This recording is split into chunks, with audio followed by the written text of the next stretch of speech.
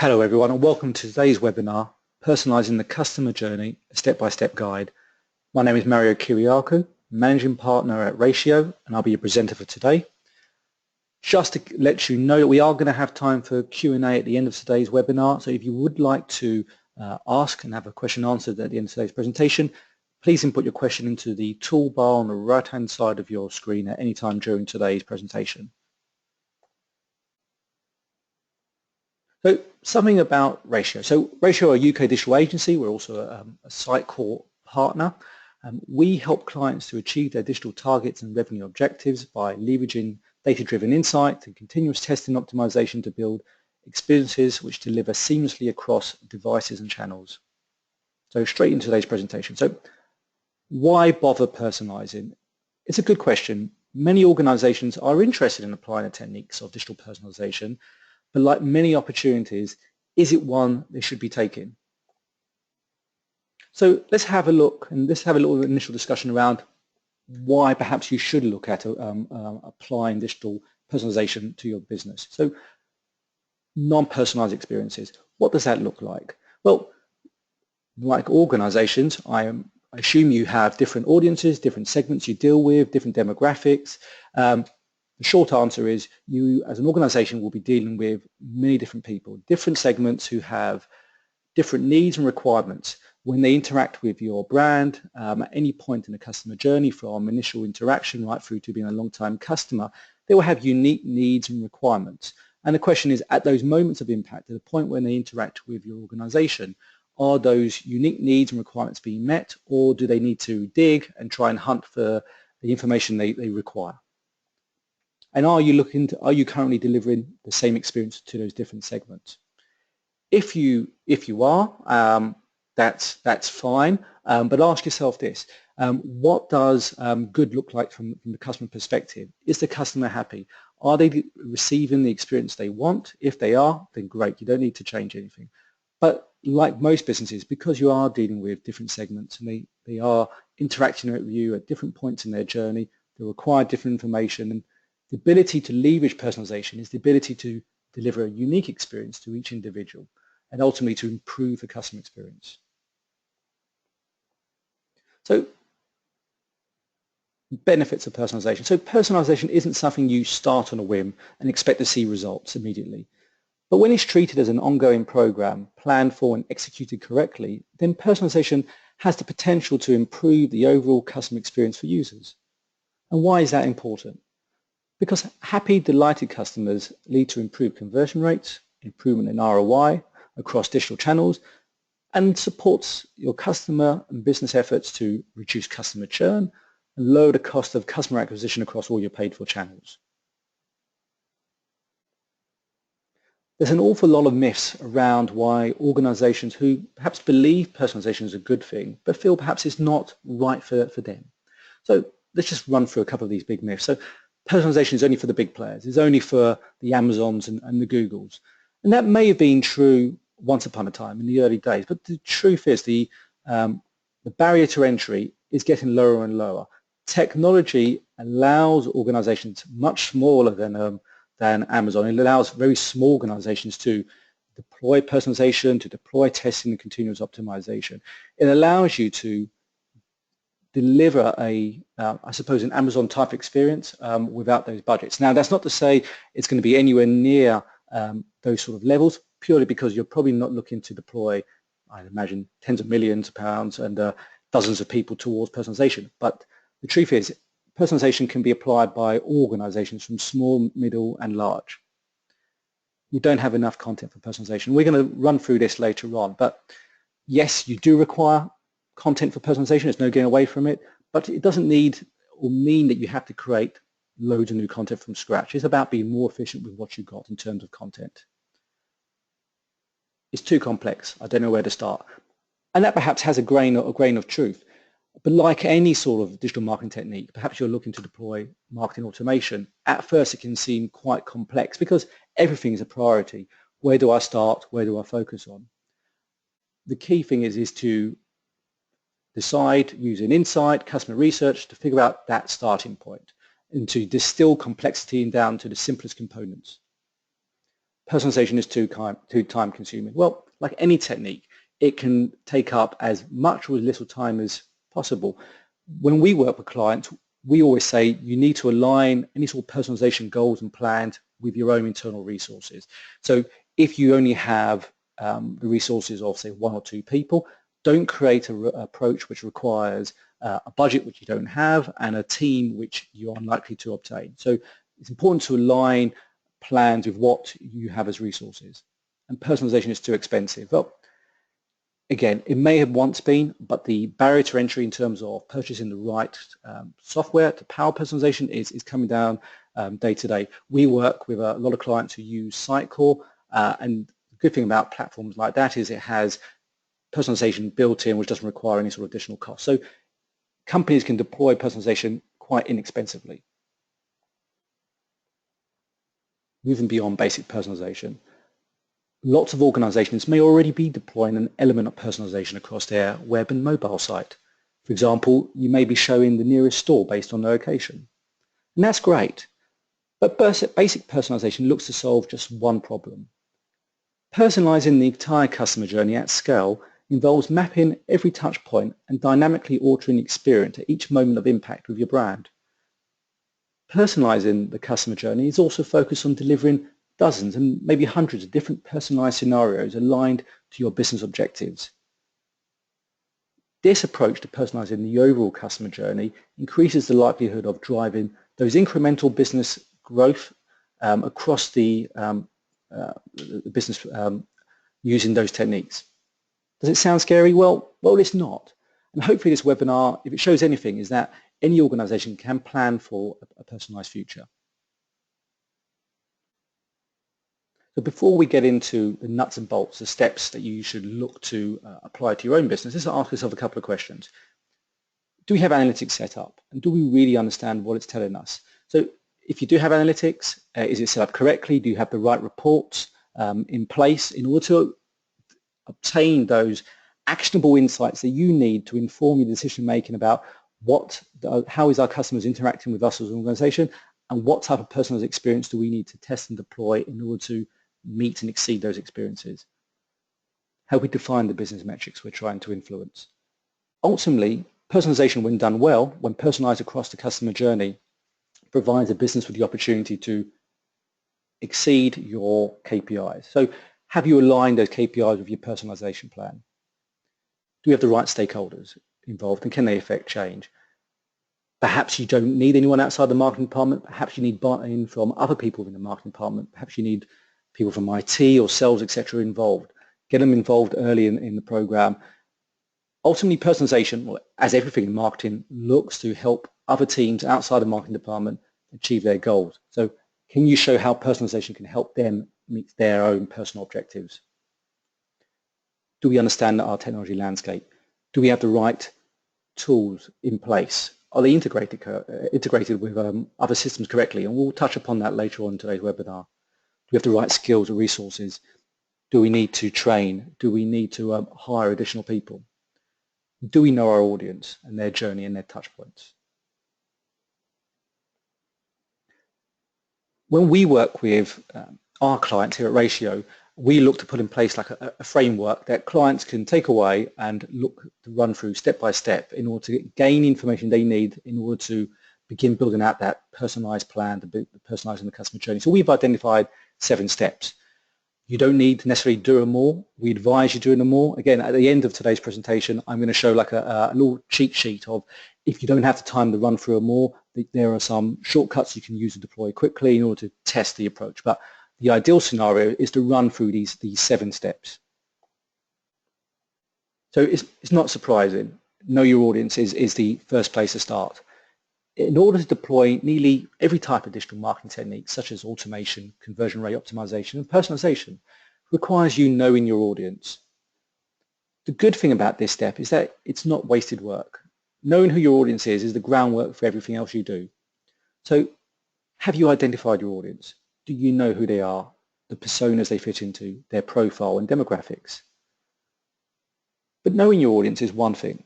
Ask yourself, have you identified what it is your audience want to achieve? What are their goals with your company? because it is the meeting of these goals which we will look to deploy personalization against in order to ensure that we have met and exceeded these goals.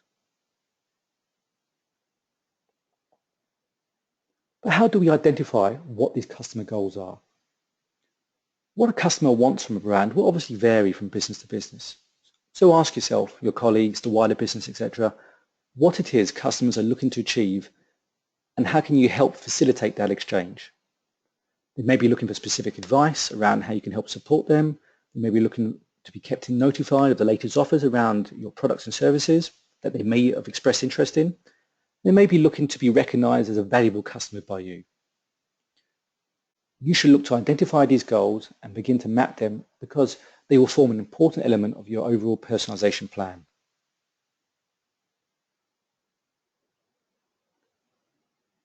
Personalization isn't about personalizing against a linear customer journey. Customers are rarely, if ever, going to travel in a straight line with your company from research through to purchase.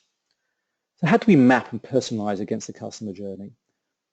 What we want to do is identify and map each touch point, those moments of customer impact which a customer can have with your company. You should look to build a touch point map to document these and then ask yourself two questions. What are our customers looking to achieve? And how can we enhance the experience? It is this enhancement of the experience for which we will look to deploy personalization to support, meet, and exceed those customer expectations. We mentioned earlier on one of the myths about personalization requires content. So does personalization require content? Yes. Short answer is yes. Something we get asked quite frequently here at Ratio is by customers, we don't have enough content or we don't have the budget for additional content. What we always say is that yes, personalization does require content in order to deliver that unique experience for each visitor, but it doesn't necessarily follow that you need to build vast amounts of new content. All businesses have content. It's about being smarter and more efficient with what you have and aligning your existing content to your personalization plan. Like all digital activities, you want to be pretty agile. Look to deploy quickly a personalization approach in order to generate the results that if you want or need to, you'll be in a position to make the case for those additional resources. So always start by mapping your existing content, aligning it with those customer needs. If you have content that looks to educate people, put it in the education camp. If you have content which looks to progress long-time customers, great. Just look to map that content against the customer journey, and then we can begin to build out personalization using that content.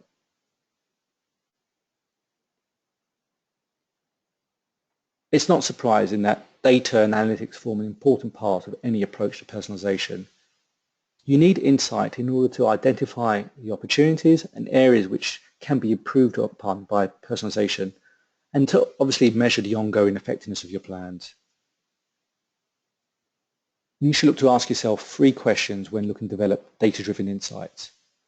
Does your data show how customers interact with you, from desktop to mobile, apps, the type of channels which they drive them to your website, for example? Use analytics to determine if those current interactions across all your digital touchpoints are either positive or negative. And identify areas of improvement. Looking at where conversions fall down, or you have a high bounce rate, are a good place to begin mapping personalization against in order to improve the experience for those visitors.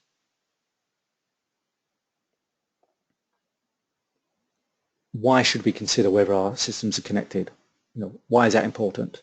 Well, the goal of personalization is simply to deliver a better overall experience for your customers. In order to do that, we will look to serve them a relevant experience based on what we know. So ask yourself, is this information that tells us something about our customers on a different system? A common example is it outside of the website.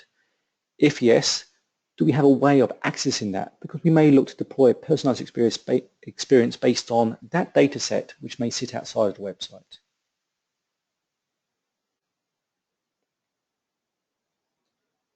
And finally, it feels like we've done a lot of work without even creating these sort of personalization rules, etc., or a personalization plan. But the last step is obviously building out a personalization plan. Now we can look to build out our plan. A personalization plan doesn't need complex software to document. I always start with Excel. So you can use a simple plan like I have on the screen, which we use for many clients. It's just a simple way of codifying and articulating what's going to happen next.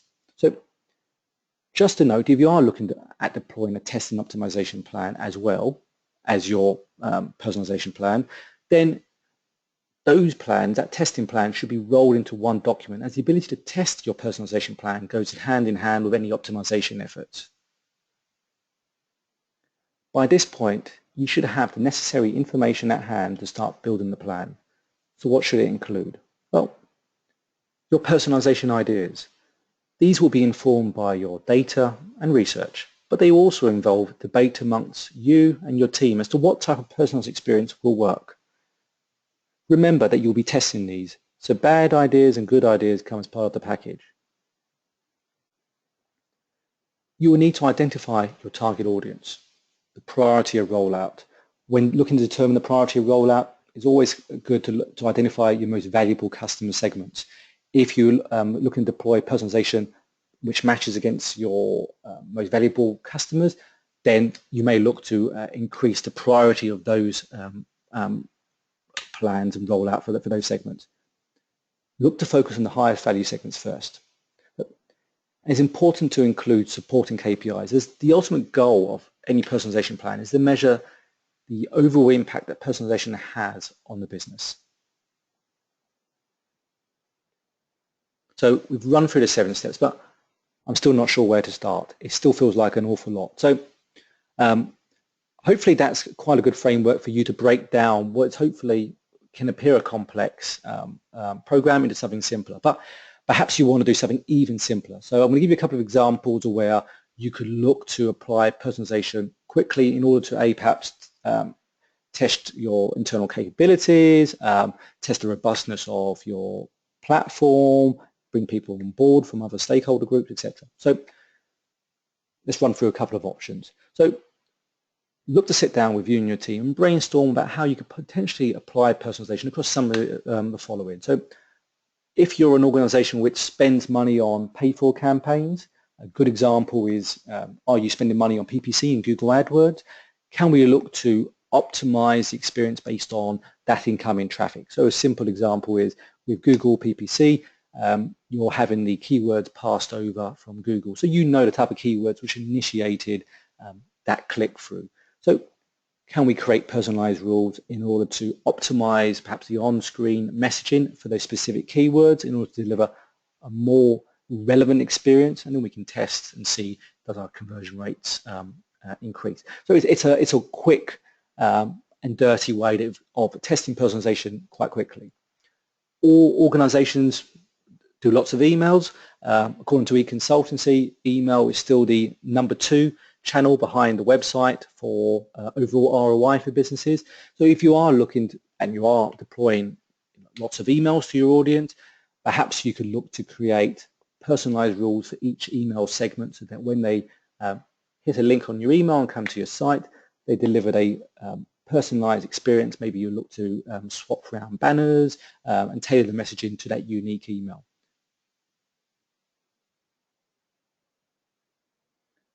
I've talked a little bit about some of the tools we've used, and we work quite heavily with clients using Sitecore. So I'm going to give you a really quick overview of, if you are using Sitecore, how you could potentially use the platform, but also what personalization actually means within Sitecore. So personalization within Sitecore, there's 2 areas. There's rules-based personalization and adaptive personalization. With rules-based personalization, it's simple rules-based logic. If you've ever created rules within Outlook, it sounds an odd comparison, but when you're creating rules within Outlook of if an email comes from X person, Y action happens, very similar.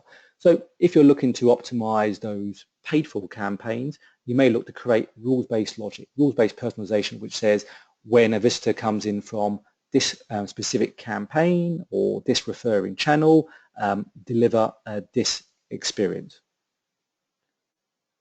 Adaptive personalization is your end goal. It's how we can look to personalize across the entire customer journey by aligning your customer types, who your customers are, those personas, building them out within Sitecore, tagging relevant content to those individual personas so that when visitors come to your site and interact with a specific piece of the content, looking at pages, watching videos, downloading specific content, adding things to the basket, we begin to build a profile, and we can pre-program rules which say deliver a certain experience to these individuals adaptively. And the other area of the Sitecore platform in terms of personalization is it's very important to test the effectiveness of any approach to personalization. If you're looking to deploy a personalization rule or a personalized experience, a question we often get asked is, great, we've done that, it's cool to look at, but did it actually have an incremental increase on our KPIs? Did it actually improve the experience for the user, and did it increase the conversion for us? So an obvious way to do that is to test multiple rules to the same target audience.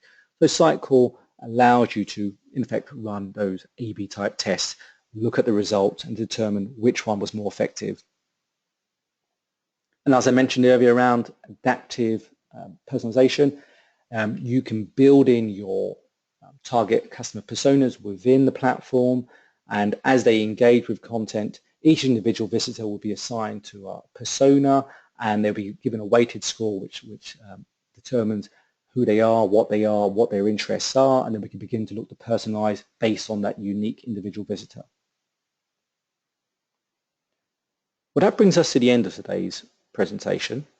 We do have time, a couple of minutes for Q&A, so I'll have a quick look, see what questions have come in. Feel free to, if you have a question, to input it into the toolbar on the right-hand side of the screen. So the first question, are we able to personalize based on CRM data? Yes, so we did talk about integrating with different systems, because different systems will hold data sets about your customers that you may wish to apply personalization against. So CRM is a popular one. It's also quite a common one. Whether you're using Salesforce or Microsoft Dynamics, for example, Sitecore gives you the ability to connect to, for example, Salesforce or Dynamics, and to personalize the on-screen experience based on information you hold within an individual's contact record. So yes, you can do that. It may require, obviously, a little bit of work, but yes, it's possible to integrate to them. Do we need anything else apart from the right tools to start personalizing?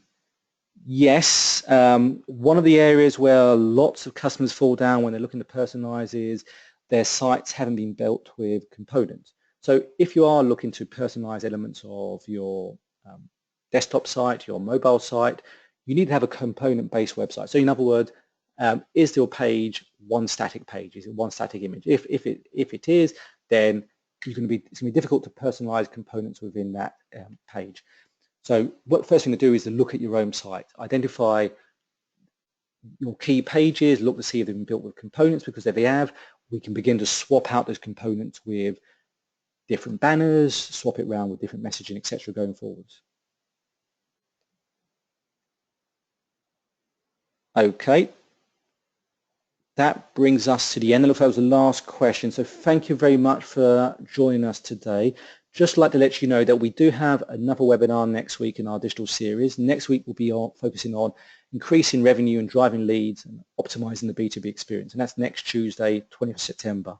So thank you very much for joining me today. I hope the presentation was useful, and enjoy the rest of your day today.